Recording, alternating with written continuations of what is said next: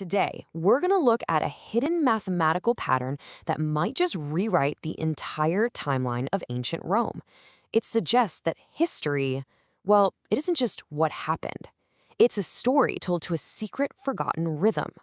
All right, so let's jump right in with a question that sounds simple, but trust me, the answer is anything but. How long was a Roman century? Now, you and I think 100 years, right? Well, for the Romans, it was a whole different ballgame. You see, the Romans called their version of a century a saeculum. But the funny thing is, even they couldn't really agree on how long it was supposed to be. Was it a nice, neat 100 years? Maybe 110? Or was it something much, much weirder? So the original idea behind this saeculum thing was actually kind of poetic. The period was only supposed to end when every single person who was alive at its start had, well, passed away. Which, when you think about it, is an incredibly imprecise way to measure time, especially for a civilization that was obsessed with order and keeping records of everything. And yeah, that imprecision, it led to some really strange inconsistencies down the line. You had great emperors, guys like Augustus and Domitian, who tried to nail it down to a 110-year cycle for their huge secular games. But when you look at the dates, something just feels off. Historians have pointed out that Augustus's own math seems to be wrong. And Domitian, he holds his games years too early. It just doesn't add up. But here's where it gets really interesting. When we look back even further to the older games from the Roman Republic, that whole 110-year theory, it just completely falls apart. I mean, the math just doesn't work at all. Okay, so let's look at the evidence together. The records point to 3 big games before Augustus. One right at the start of the Republic in 509 BC, another in 249 BC, and a third in 146 BC, which marked the fall of Carthage. Now look at those gaps. First, you've got 260 years, then 103 years. See, there's no way that fits a neat 110-year pattern. So this historical puzzle has led some researchers to ask a pretty radical question. What if Roman historians, and basically everyone since, have been using the wrong number this whole time? What if the secret key to Roman timekeeping isn't 100 or 110, but this number, 122? I know, it seems totally random, but just watch what happens when we start using it. Let's apply this new number to that old timeline. Remember that 260-year gap between the first 2 games? Well, that's almost exactly 2 122-year cycles. And the 103-year gap?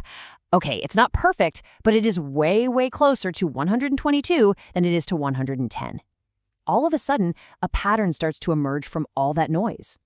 And get this new number even solves the whole mystery of Augustus's supposedly bad math. If you start at Rome's traditional founding date, 753 BC, and you count forward 6 cycles of 122 years, guess where you land? Almost perfectly at his celebration in 17 BC. His math wasn't wrong at all. He was just using a different number than we thought. So this means the pattern isn't just about some games. This number, 122, seems to unlock a much larger, hidden structure in how the Romans wrote their entire history. And this pattern, it goes back even further. Let's talk about the Roman kingdom. You know, that legendary time of the 7 kings? According to tradition, how long did it last? 244 years. Now, that is not a random number. What is 244? It's exactly 222-year cycles. I mean, come on. That's a stunning coincidence. It really suggests that this entire historical era was deliberately framed to fit that specific mathematical pattern. And if we dig even deeper into that 244-year period, we find something even stranger. Look at the lengths of the kings' reigns. They seem to repeat in a clear sequence. The reigns of the first 3 kings are almost a perfect mirror image of the last 3. This kind of suggests that their history wasn't just being recorded, it was being, well, artistically structured. But believe it or not, the scale of this hidden rhythm is even grander than the Roman kingdom. It stretches way back, deep into the age of myth, all the way to the origin story of the Roman people. Okay, so if we use the date for the fall of Troy that was proposed by the ancient historian Herodotus, we see something incredible. 4 122-year cycles separate the fall of Troy from the founding of Rome. Then, another 6 cycles take us from Rome's founding right up to the era of Emperor Augustus. You add it up, and it creates a perfect, epic timeline of exactly 10 saecula. And this whole 10-cycle structure, It isn't just some modern theory we're slapping on top. It actually echoes a powerful belief from the Etruscans. They were Rome's predecessors on the Italian peninsula. They had this tradition that their entire civilization was destined by the gods to last for exactly, you guessed it, 10 Saecula. It seems the Romans might have just adopted this epic structure for their own national story. So, what does all this mean? What does this hidden code really tell us? Why does it matter that Roman history might be secretly built around the number 122? Well, it suggests that Roman historians weren't just writing things down as they happened.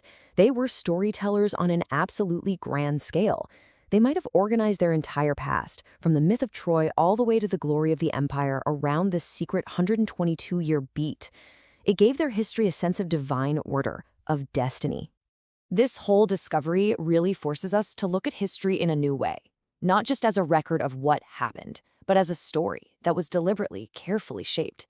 And it leaves us with one final big question to think about. If a civilization as well documented as Rome could have a secret code hiding in its history, how many other histories might have a hidden rhythm that we just haven't discovered yet?